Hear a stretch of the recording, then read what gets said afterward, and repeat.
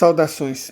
Essa é uma tentativa nossa de explicar em menos de 10 minutos por que a economia dos Estados Unidos está indo para o buraco e nada pode impedir isso, nem retirar eles de lá. Esse gráfico mostra o aumento da inflação ao longo da história dos Estados Unidos. Se vocês repararem, antes da criação do Federal Reserve, a taxa média de inflação anual era negativa. Quer dizer, o dólar era uma moeda que apenas se valorizava. A partir da criação do Federal Reserve, principalmente a partir do fim do padrão dólar-ouro, quando a economia americana foi fortemente financiarizada, o que aconteceu? As taxas de inflação começaram a subir, ou seja, uma parcela cada vez maior da renda foi sendo apropriada pelos bancos. E todo um sistema político foi criado para favorecer esses banqueiros. President, I know you're running for president.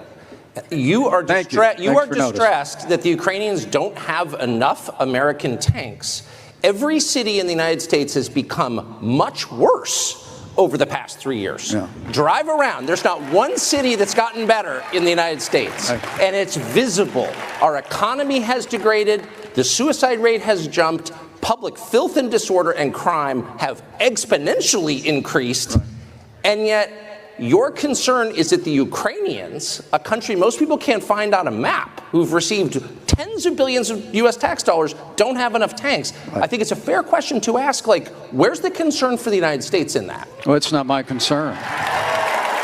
Vimos que na nação que encarna o capitalismo, o aumento da pobreza, da fome, do desemprego, da falta de moradia não é algo que diz respeito ao presidente da República. Nós já vimos isso no governo anterior. Mas a dívida é um problema enorme e ela cresceu muito com a ascensão de governos liberais. Na verdade, desde Ronald Reagan. A dívida pública do governo central é de 32,3 trilhões de dólares. A dívida estudantil, 1,8 trilhão de dólares. O déficit comercial é de mais de 1 trilhão de dólares anuais. A dívida de governos locais e regionais é de mais de 11 trilhões de dólares. O déficit em conta corrente é de 34 trilhões de dólares. A dívida externa é de 24,5 trilhão de dólares. E aí vem uma que aperta, mas aperta doída, aperta pesado. A dívida imobiliária, que já está chegando nos próximos 17 trilhões de dólares. Essa dívida é problemática. Vamos tentar entender por quê. O que está acontecendo efetivamente nos Estados Unidos? Os preços dos imóveis subiram muito nos últimos 2 anos, principalmente. Existe uma queda de 20% no número de novas casas construídas e uma queda de 50% no volume de vendas. Daqui a pouco vai sobrar um estoque muito grande. Por quê? O número de casas construídas está caindo 20% e o número de vendas está caindo 50%.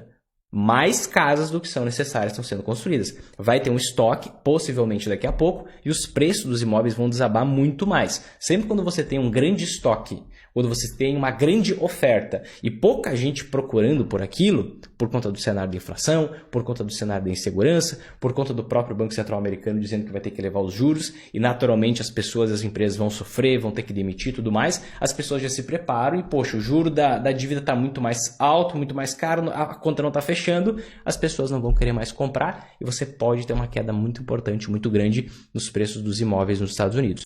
Estamos vendo uma crise de demanda no mercado imobiliário americano. Uma crise de demanda no mercado imobiliário comercial, residencial e a outra parada, tá? Outro leading indicator são os carros. Car loans, empréstimo que as pessoas fazem para comprar carros. Cara, esse número está numa mínima histórica. O que isso traz de conclusão pra gente?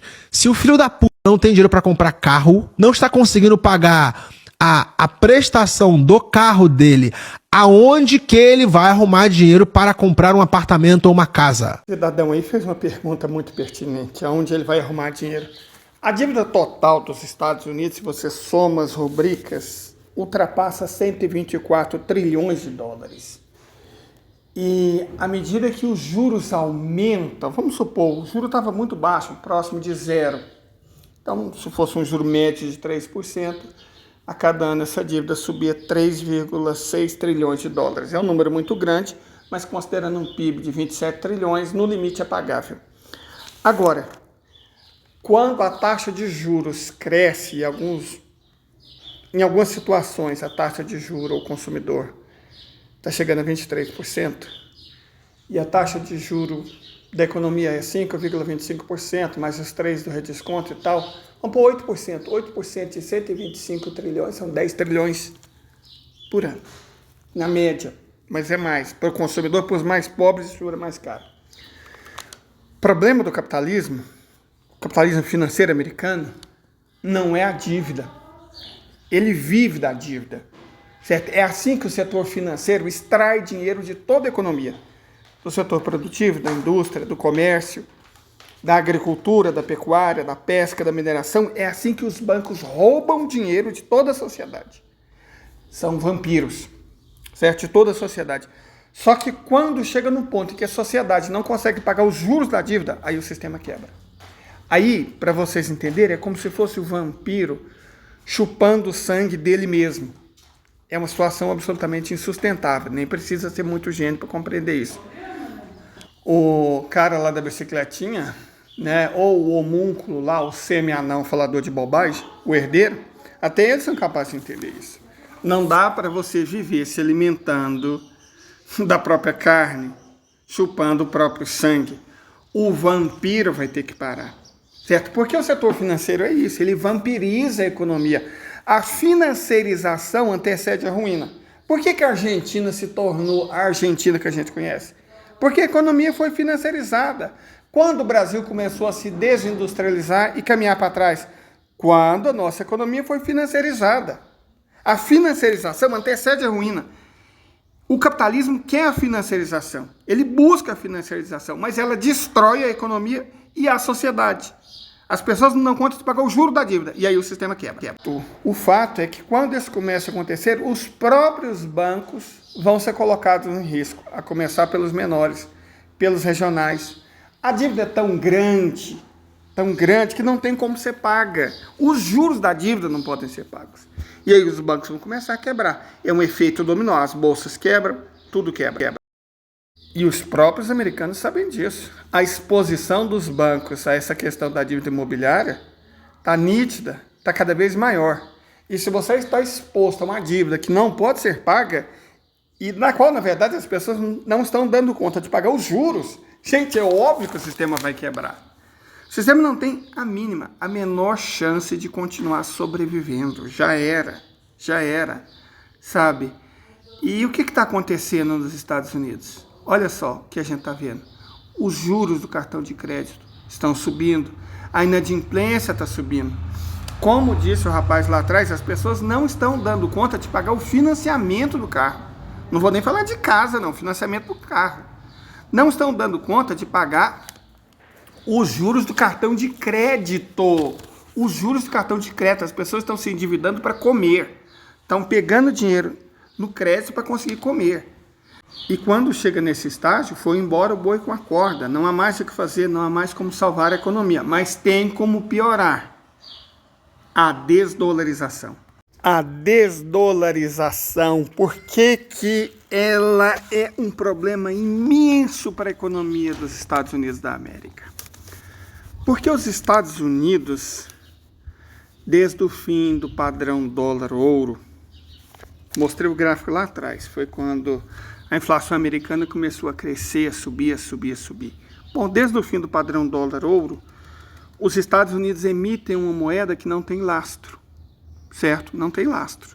O lastro era o ouro. E o Sr. Richard Nixon, para poder atender as demandas do complexo industrial militar e agradar os banqueiros ao mesmo tempo, abriu mão do padrão dólar-ouro. Na verdade, tecnicamente, ele foi suspenso, né? Não saiu de vigor oficialmente, não.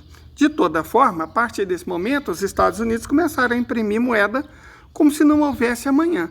Só para vocês terem uma ideia da loucura em que isso chegou, 80% de todos os dólares em circulação no mundo foram impressos nos últimos 3 anos. Então imprimiu-se dólar como se não houvesse amanhã. Mas o amanhã existe e ele chega e chegou e bateu na porta dos Estados Unidos. Porque os países, China, Rússia, Irã, Índia, Arábia, o mundo inteiro, Brasil, estão deixando de utilizar o dólar. E à medida que eles deixam de utilizar o dólar, acontece 2 coisas. Esse dólar tem que voltar para os Estados Unidos, e para ele não gerar mais inflação lá, os Estados Unidos têm um problema de inflação, para ele não gerar mais inflação, ele é transformado em título da dívida pública. Então ele cresce e faz aumentar a dívida, que já está altíssima. E outro, o dólar fica desvalorizado. E com isso o valor da economia americana cai.